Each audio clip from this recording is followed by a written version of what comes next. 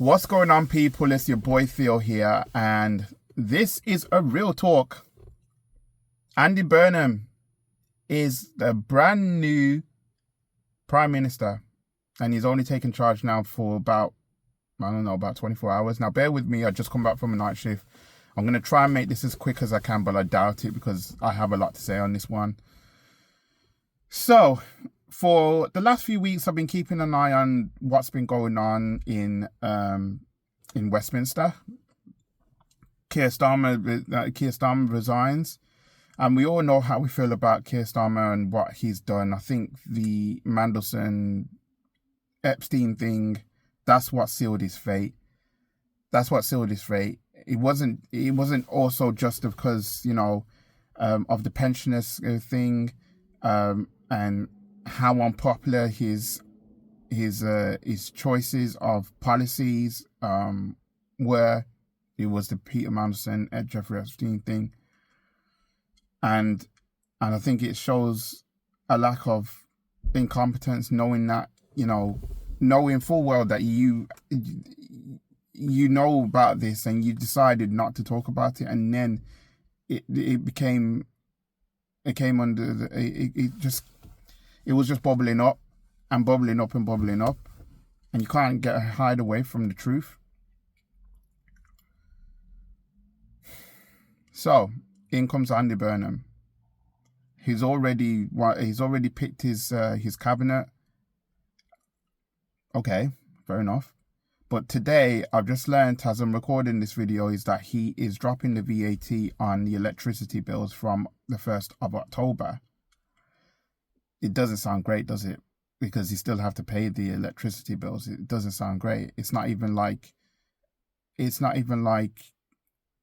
a significant thing where we're going, oh, okay. Now we're trying to see something here. But I'm not so sure how he's going to do things, because he's still got a lot of work to do in terms of the cost of living crisis. Like I said, the energy bills are going to go up. The price of food is going to go up. Not a lot of people are very excited about what's going on in terms of the cost of living crisis, because it's still continuing. This is what, 2-3 years into this now. I remember fuel used to be, it wouldn't cost like the average, close to £2. It used to be less than £1 to get fuel back in the day. Why can't we get back to that? Oh, because there's wars and everything else that's going on that's actually raised these prices. And war, what is it good for? Nothing. Insane. Look, I want to give Andy Burnham the benefit of the doubt here. I really do. However, he has a very short space of time to actually turn things around, and he'll be under a lot of pressure. I've seen his speech, and he's talking about one of the things he wants to do is get rid of rough sleepers. I don't know how he's going to do that. I really don't know how he's going to do that. It's very difficult. It's very difficult because you want to inspire change. And we need fresh ideas. We need something that's going to do something a bit bold. That, okay, you're not doing big things right now, but over time we want to see that there is progressive change. I'm not so sure how long Andy Burnham's going to stay in this job for. I really don't. I think, yes, he's done a very good job as as being Manchester mayor. The only, to me, when you're doing a good job is when we don't really hear a lot from you.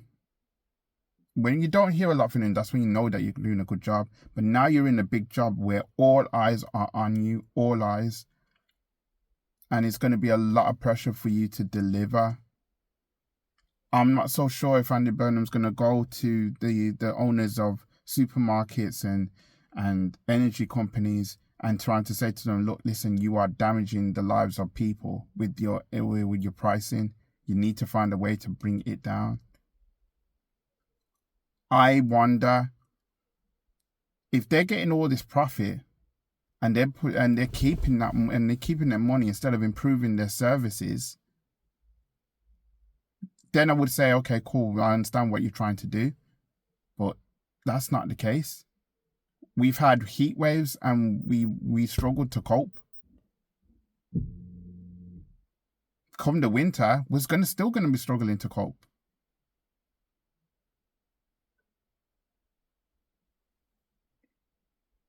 I want to say Andy Burnham sounds like he's a decent man because, well, and I know he wants to get ideas and trying to install like powers to a number 10 north to try and improve the lives of people in the north.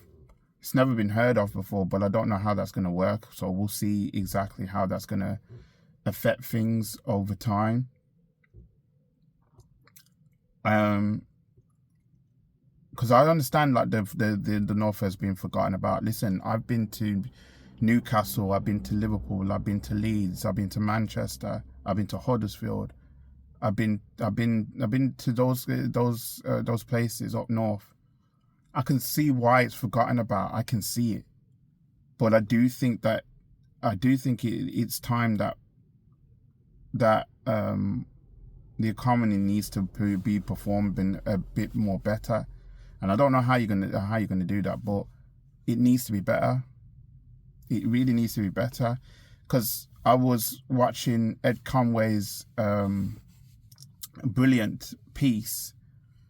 He made a video talking about the state of the economy, why we're not performing very well, why other countries have gone so far ahead in terms of what they're doing, and it's outperforming us. And quite frankly, it made me want to weep. As good as the report was, it made me want to weep. Why? Because we're not up there. We're not up there.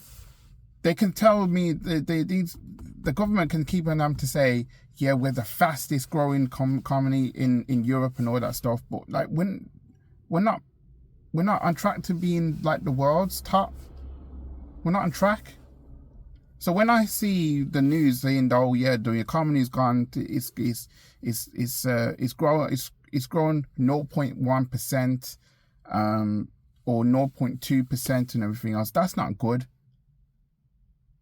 I'm not great at maths, but I can tell you that's not good. I want to hear that it's gone up 3%. I want to hear that it's gone up 4%. I want to go like, and so on and so forth. I want to see pluses, not negatives. Andy Burnham's got his work cut out. Will things get better? I'm not so sure. But already I can feel the way in which everybody's reacting to the news that Andy Burnham is now in post. The knives are out for him already. And it's not because he doesn't deserve it. It's because of the fact that people are fed up. People are annoyed with the whole merry-go-round with the prime ministers being changed every 5 minutes. This is our 7th prime minister in 10 years. And quite frankly, that is embarrassing. Really, really, really embarrassing. And you're not going to solve this by keeping on to change the guards all the time. It's not going to work.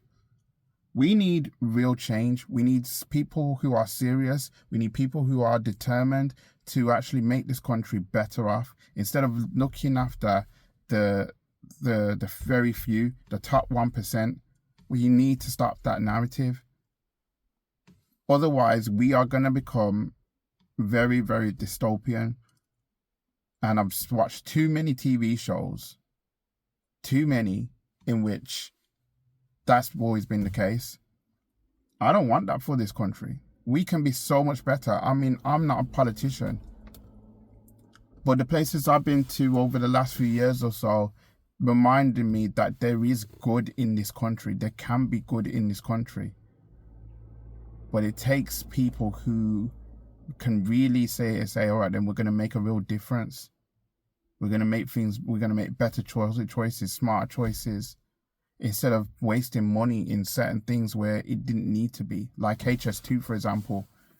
By the time it's finished, by the time it's finished, nobody's going to be really going to be called going to be excited to actually go on that sort of transportation. Why?